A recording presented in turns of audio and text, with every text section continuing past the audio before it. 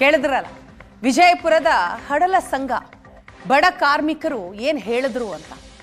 ಇನ್ನೊಂದು ವಿಚಿತ್ರ ಏನು ಗೊತ್ತಾ, ಮನೆಗಾಗಿ ಹಣ ಕೊಡಬೇಕು ನಿಜ, ಮನೆ ಕೊಡಬೇಕು ನಿಜ, ಆದರೆ ಮನೆಗಾಗಿ ಅರ್ಜಿ ತೆಗೆದುಕೊಳ್ಬೇಕಲ್ಲ, ಆವಾಗಲೂ ಕೂಡ ಹಣ ವಸೂಲಿ ಮಾಡ್ತಾರಂತೆ. ಮನೆ ಇಲ್ಲ ಅಂತ ಪಂಚಾಯಿತಿಗೆ ಏನಾದರೂ ಅರ್ಜಿ ಕೊಟ್ರೆ ಮುಗ್ದೇ ಹೋಯ್ತು. ಅಲ್ಲಿಂದ ಶುರುವಾಗುತ್ತೆ ನೋಡಿ ಹಣ ಕೇಳುವಂತಹ ಪದ್ಧತಿ. ಯಾವ ರೀತಿ ಇದೆ ವ್ಯವಸ್ಥೆ ಅನ್ನೋದು ನಿಮಗೆ ತೋರಿಸ್ತಾ ಇದ್ದೀವಿ. ಮನೆಗಾಗಿ ಅರ್ಜಿ ತೆಗೆದುಕೊಳ್ಳೋದಕ್ಕೂ ಕೂಡ ಹಣ ವಸೂಲಿ ಮಾಡ್ತಾರೆ. ಏಷ್ಯಾನೆಟ್ ಸುವರ್ಣ ನ್ಯೂಸ್ನ ಎದುರು ತಮ್ಮ ಸಂಕಷ್ಟವನ್ನ ಬಿಚ್ಚಿಟ್ಟಿದ್ದಾರೆ ಗ್ರಾಮಸ್ಥರು. ಮನೆ ಇಲ್ಲ ಅಂತ ಪಂಚಾಯಿತಿಗೆ ಹೋಗಿ ಅರ್ಜಿ ಕೊಟ್ರೆ ಮುಗೀತು, ಆ ಹಣಕ್ಕೆ ಬೇಡಿಕೆ ತಾನಾಗಿಯೇ ಶುರುವಾಗ್ಬಿಡತ್ತೆ. ಏಷ್ಯಾನೆಟ್ ಸುವರ್ಣ ನ್ಯೂಸ್ನ ಎದುರು ಸಂಕಷ್ಟವನ್ನ ಬಿಚ್ಚಿಟ್ಟಿದ್ದಾರೆ ಅಲ್ಲಿನ ಜನ. ಇದು ವಿಜಯಪುರ ಜಿಲ್ಲೆ ಜುಮನಾಳ ಗ್ರಾಮಸ್ಥರ ಸಂಕಷ್ಟ.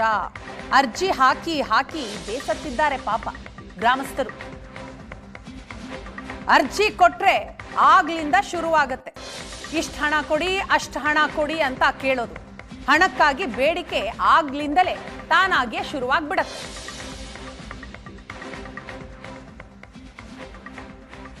ಮನೆ ಇಲ್ಲ ಅಂತ ಪಂಚಾಯಿತಿಗೆ ಏನಾದರೂ ಅರ್ಜಿ ಕೊಟ್ರೆ ಮುಗ್ದೇ ಹೋಯ್ತು. ಅಲ್ಲಿಂದ ಶುರುವಾಗುತ್ತೆ ನೋಡಿ ಹಣ ಕೇಳುವಂತಹ ಪದ್ಧತಿ.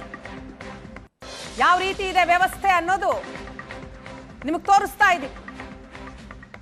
ಮನೆಗಾಗಿ ಅರ್ಜಿ ತೆಗೆದುಕೊಳ್ಳೋದಕ್ಕೂ ಕೂಡ ಹಣ ವಸೂಲಿ ಮಾಡ್ತಾರೆ. ಏಷ್ಯಾನೆಟ್ ಸುವರ್ಣ ನ್ಯೂಸ್ನ ಎದುರು ತಮ್ಮ ಸಂಕಷ್ಟವನ್ನ ಬಿಚ್ಚಿಟ್ಟಿದ್ದಾರೆ ಗ್ರಾಮಸ್ಥರು. ಮನೆ ಇಲ್ಲ ಅಂತ ಪಂಚಾಯಿತಿಗೆ ಹೋಗಿ ಅರ್ಜಿ ಕೊಟ್ರೆ ಮುಗೀತು, ಆ ಹಣಕ್ಕೆ ಬೇಡಿಕೆ ತಾನಾಗಿಯೇ ಶುರುವಾಗ್ಬಿಡತ್ತೆ.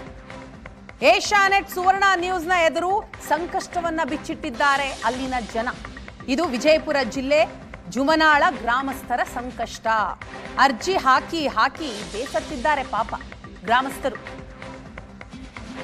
ಅರ್ಜಿ ಕೊಟ್ರೆ ಆಗ್ಲಿಂದ ಶುರುವಾಗತ್ತೆ, ಇಷ್ಟು ಹಣ ಕೊಡಿ ಅಷ್ಟು ಹಣ ಕೊಡಿ ಅಂತ ಕೇಳೋದು.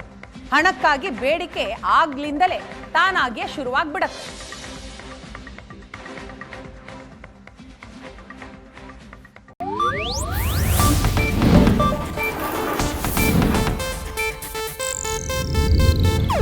ಇದು ಏಷ್ಯಾನೆಟ್ ನ್ಯೂಸ್ ನೆಟ್ವರ್ಕ್ ಪ್ರಸ್ತುತಿ.